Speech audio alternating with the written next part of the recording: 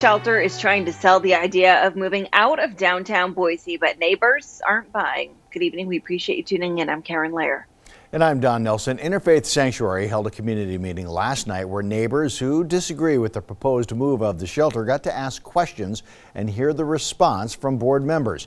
Jake Garcia has more on the proposed move and reaction from neighbors and Interfaith Sanctuary. Interfaith Sanctuary is planning to move the emergency shelter nearly 3 miles from where it has been for a number of years. The decision is really based on need for more space.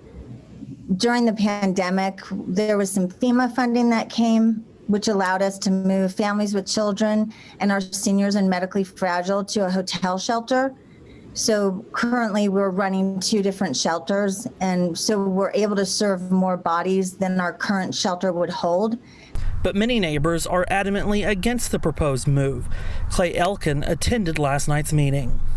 To start building trust, they can move a few steps backwards, bring some stakeholders to the table, and have some real conversations about how we can solve this as a community.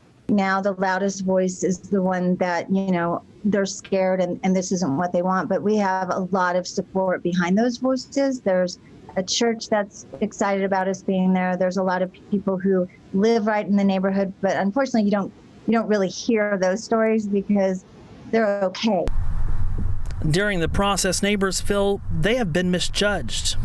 Our neighborhood, the narrative about our neighborhood is that we're a bunch of NIMBYs, so not in my backyard, right? We're quick to say we support you, but not in my backyard. And that's not true. And the other narrative we keep hearing is that we're a really run-down neighborhood. And that narrative is not true. We are a really diverse, hard-working, blue-collar neighborhood.